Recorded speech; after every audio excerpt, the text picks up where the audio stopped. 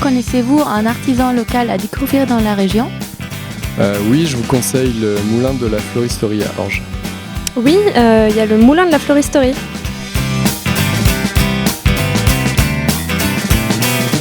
Bonjour Annette. Bonjour. On est ici au moulin de la Floristerie. Quelle est votre activité? Alors ici au moulin, on a plusieurs activités en fait. On fabrique des accessoires pour la fabrication de fleurs artificielles, pour la haute couture, pour la mode, pour les confiseurs de haut de gamme, pour les théâtres. Et on fait aussi accueil de public pour montrer ce savoir-faire qui est unique en France.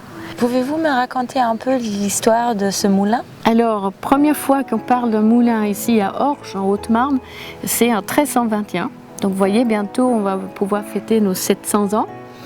Et donc à l'époque, c'est un moulin à farine qui va durer, cette activité va durer jusqu'à fin du 19e siècle.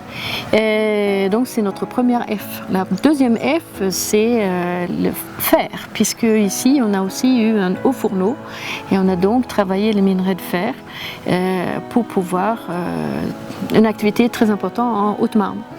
Et en 1903, c'est l'établissement Briançon qui vient s'installer ici, puisqu'ils ont quelque chose ici de très important, c'est-à-dire l'énergie de la roue à aube. Et donc c'est comme ça que l'industrie de la fleur artificielle vient dans Haute-Marne, en Champagne-Ardenne. Pouvez-vous m'expliquer un peu les différentes étapes de la création d'une fleur? Oui, d'abord on va fabriquer les tiges, donc un fil de fer avec un coton autour. Ensuite on va fabriquer notre pistil, et les pistils, donc, ou bien les fruits. Et ensuite on va pouvoir préparer les feuilles ou les pétales, et donc on découpe, ensuite on le gaufre, ensuite on va peut-être les teinter, et puis après on va mettre ça ensemble, c'est-à-dire qu'on va mettre la tige dans la fleur et on va pouvoir avoir une fleur finie.